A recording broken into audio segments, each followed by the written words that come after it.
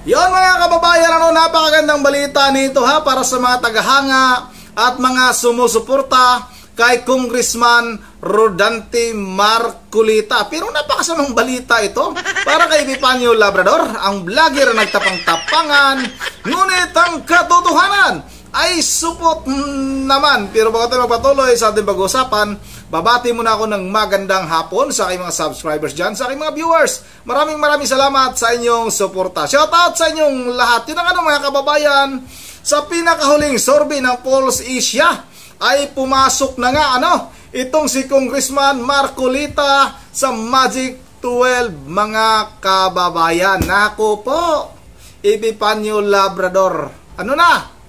Parang nakikita ko na magwawala ka, maglulumpasay ka sa galit dahil nga itong si Congressman Marcolita ay nasa Magic 12 na ngayon sa pinakahuling survey ng Pulse Asia.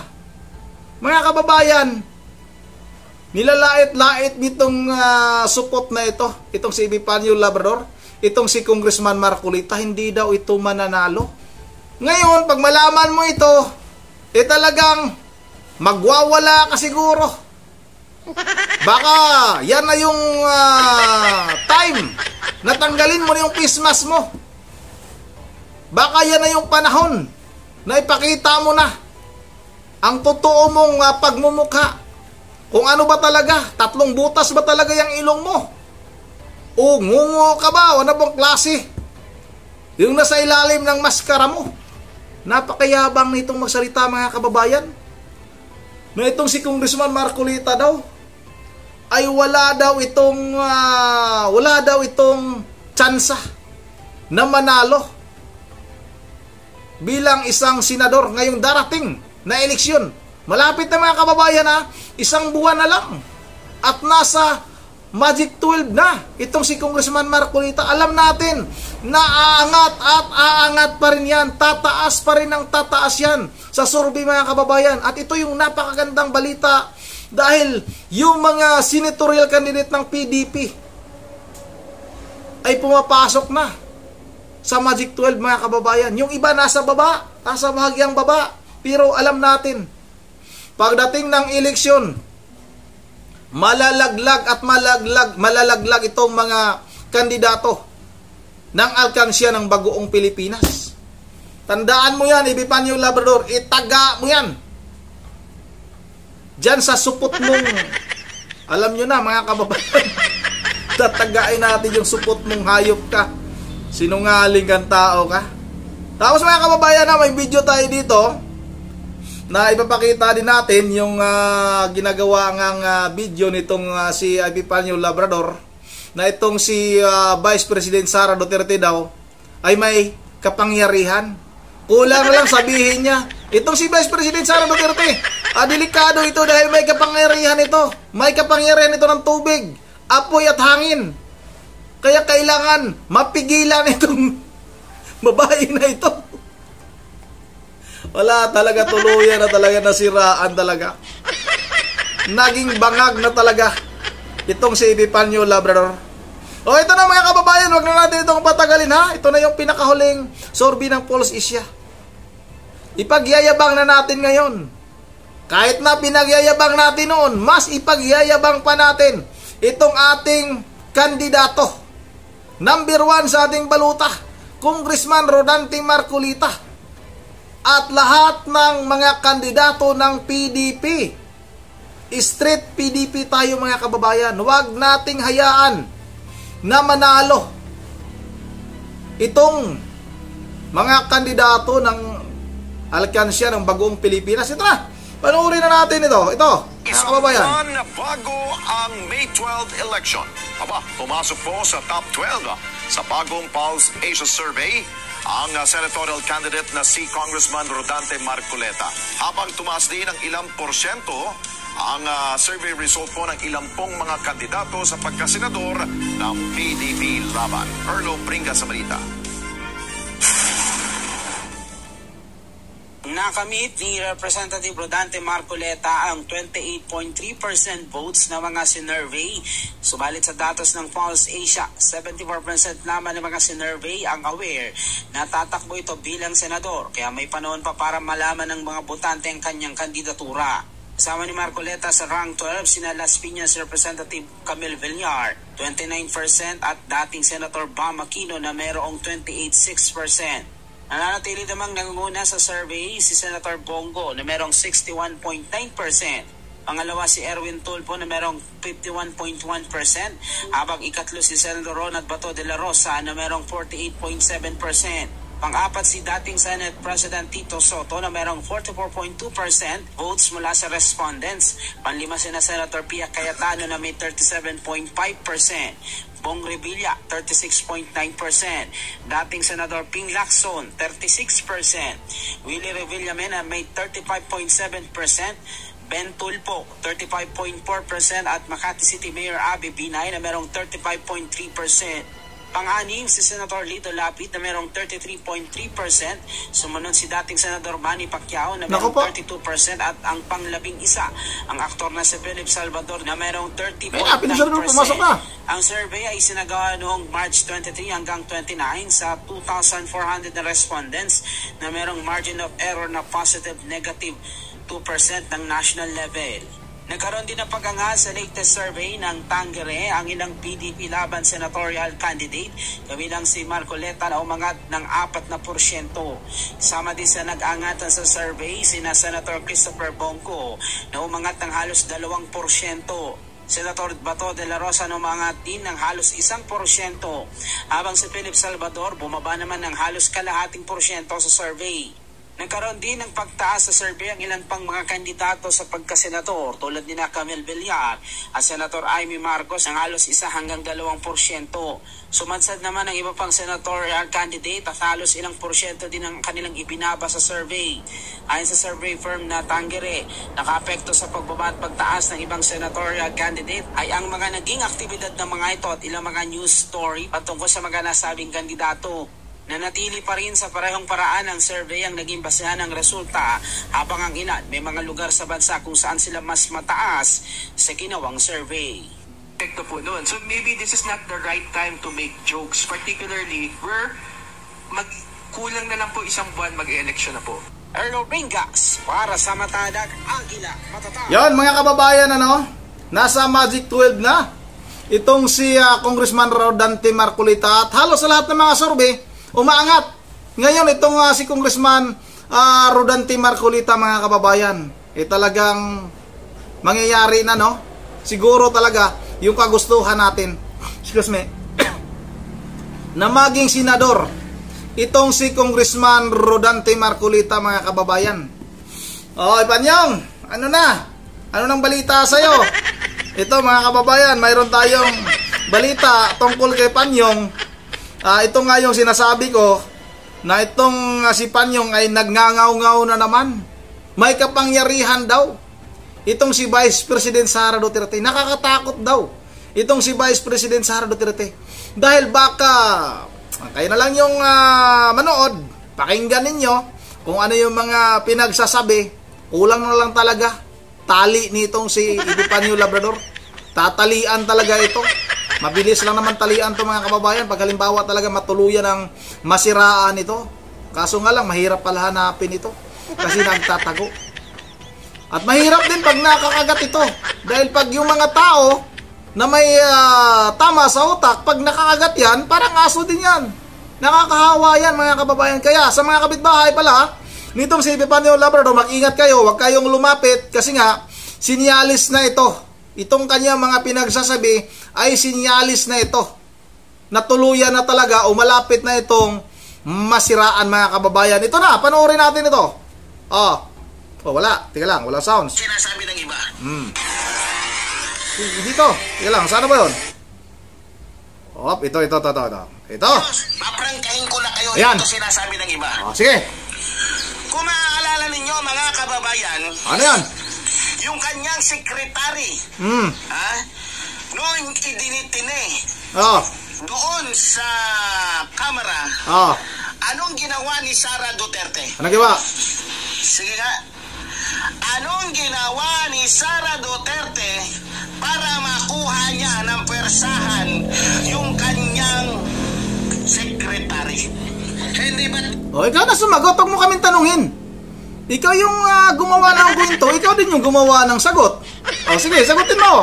Gumawa siya ng eksena? Ano sina yun? Ginamit niya ang kanyang kapangyarihan. Aba, Gumawa sila. ayun na. Ginamit niya yung kanyang kapangyarihan. Yung kapangyarihan ng hangin, tubig, at apoy. Ano ba ito? Encantadia ba ito? Si Vice President Sara Duterte? Ano ba ito?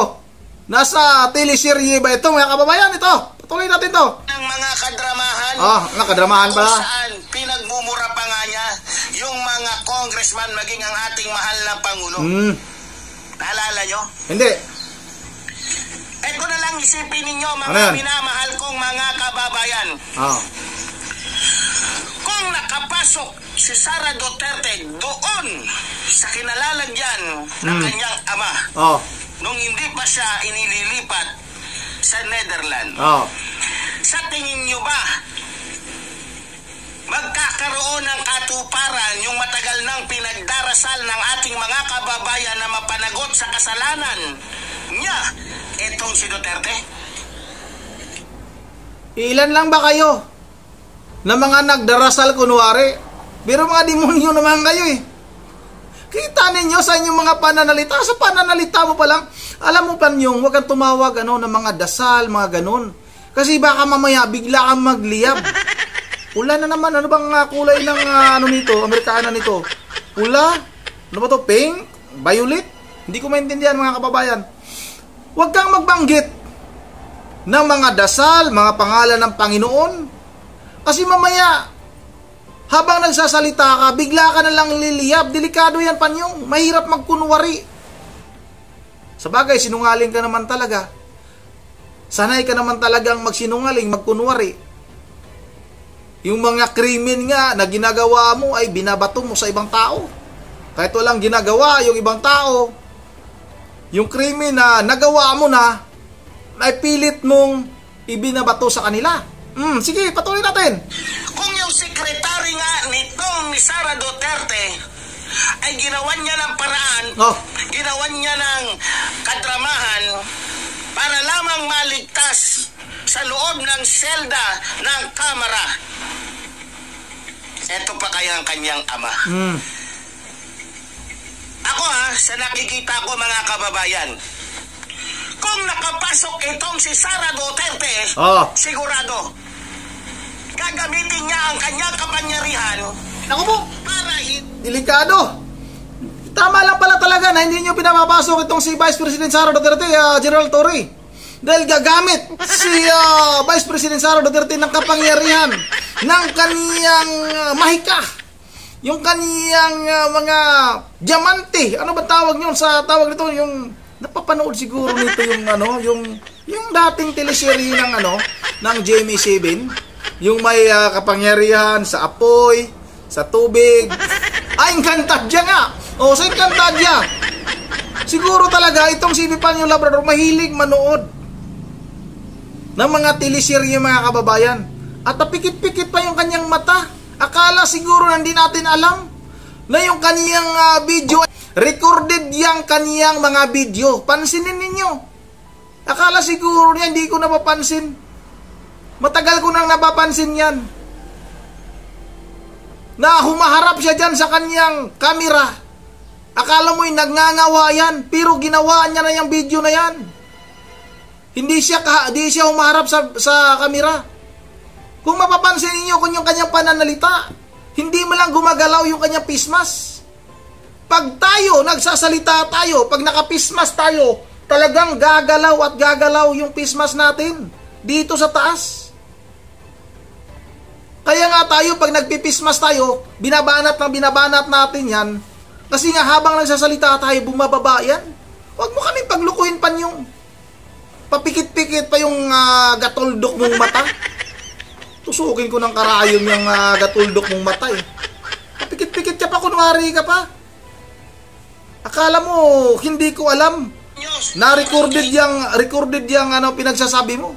yung video mo. Ginawa mo na yan bago ka humarap dyan sa kamera. O, ipagpatuloy natin itong mga kababayan. Nasaan na banda? Silang magawa dahil hawak na ng ICC.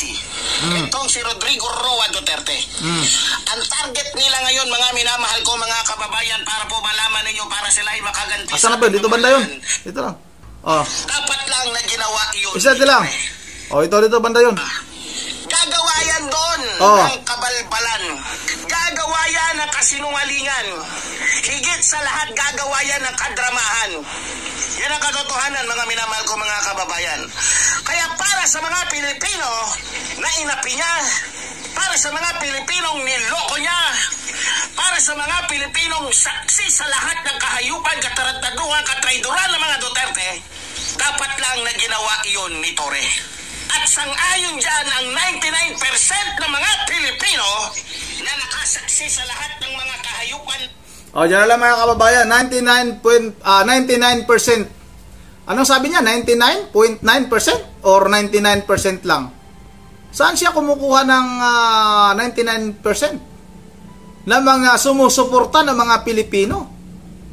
Hindi niyo ba nakikita? Yung mga talagang nagagalit ngayon sa pamahalaan na ito. Panyong, huwag kang magsinungaling, huwag mong ipikit-pikit kunwari yung mata mo, hindi ka naman nagsasalita eh. Recorded nga yung video mo. Huwag mo kaming paglulukuin, sinungaling ka, talagang hayop kang tao ka. Ang sarap mo talagang tuliin talaga. Pag natuli ka talaga, Panyong, iwan ko lang sa'yo, kung hindi ka humahagulhol sa iyak, alam ko namang napakaduwag mo, tao ka. Kunwari ka lang matapang ka. Magpapikit-pikit pa sa kanyang mata. Akala mo hindi natin alam. Recorded yan mga kababayan. Yung mga pa-English niya. Pero pag yung nagbabasa siya, na talagang hindi niya kayang basahin, yan yung totoo. Ay dyan, pa-English naman na naman siya dyan eh. Kaya recorded yan. Binabasa niya yan mga kababayan. May nagtuturo siguro sa kanya na ganitong tama, yung ganitong tamang pagbabasa.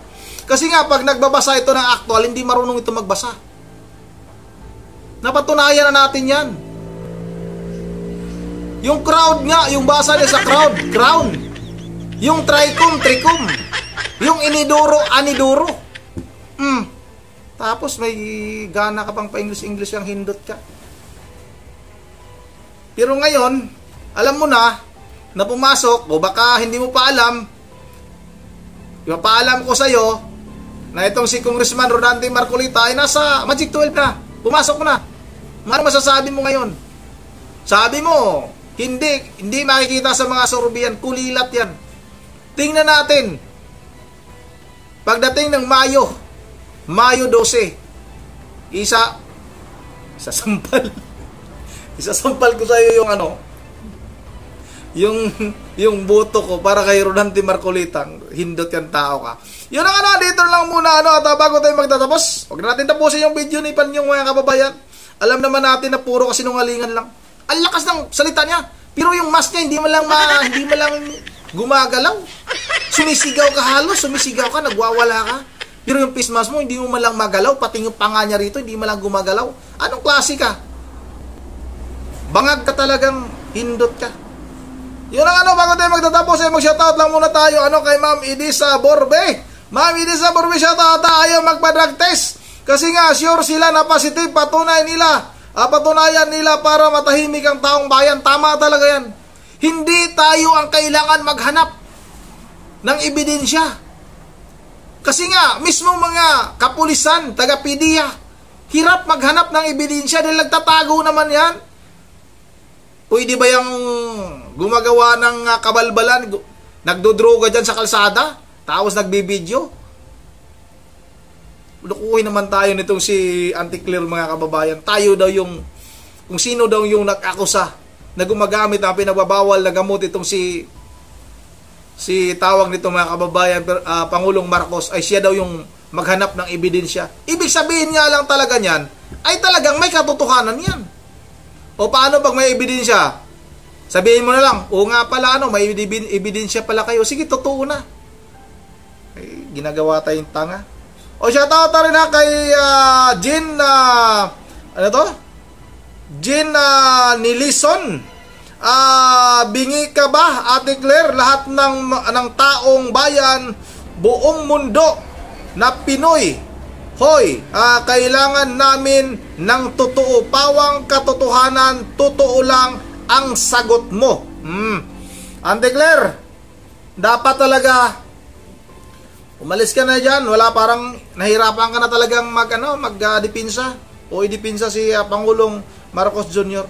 O shoutout na rin kay Yuni Torihano. Shoutout kay shoutout na rin kay Nicole Angelica Turisiron Tulan. Haba ng pangalan nito ha. Shoutout na rin kay Ramel Balmis. Shoutout kay Jean Nelson. Shoutout kay Julius Brinan Abilia.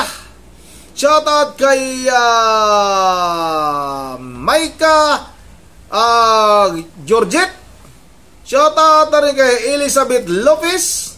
Shoutout kay Bong Castillo. Shoutout kay Discount Sniper. Discount Sniper, shoutout. At shoutout na rin kay Ma'am Joyce ng Japan, kay Ma'am Bergie Verilius ng Pulilan, Bulacan, kay may nagpa-shoutout sa akin dito. Hanapin ko lang mga kababayan ha, saglit lang. May nagpa-shoutout sa akin dito eh. Shoutout na sana yung nagpa-shoutout sa akin. Hindi ko na makita ang nagpa-shoutout sa akin nung isang araw. Pasensya na. Yun ang andito na lang muna. Once again, this is Ronde TV mo. Ingating lahat. God save the Philippines.